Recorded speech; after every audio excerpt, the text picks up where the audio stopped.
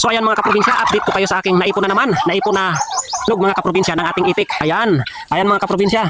Ayan yung ating itlog na itik na naipon naman. Ito, may order naman yan mga kaprobinsya. May kukuha naman yan ngayon. So ayan po yung ating itlog ng itik mga kaprobinsya na naipon na naman. So patuloy po mga kaprobinsya yung pangingitlog ng ating alagang itik dito na kung saan nakapag-generate tayo ng income at nakakatulong sa atin. So unang-una, maraming salamat po sa ating Panginoon na gumagabay sa atin sa araw-araw sa ating mga desisyon dito sa ating area, sa ating pamumuhay bilang magsasaka at proud to be farmer mga kaprobinsya. At syempre maraming salamat po sa mga viewers at followers ko at sa mga buyer na pabalik-balik po na paulit-ulit na umu-order sa akin ng ating itik. So shout out kay Tata Edgar na Olaguer, kapitan ng Barangay Makasitas, at may dalawang tray na naman. May dalawang tray siya mga kaprobinsya na order.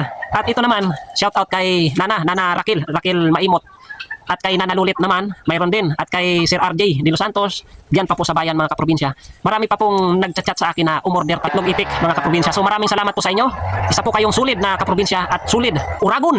Kaya tayo po ay magtulungan. Salamat po sa inyong lahat at mabuhay po tayong lahat ng mga Bicolano. So hayin po natin ang mundo ng agrikultura. God bless. Peace bye. Gang gang. Alright.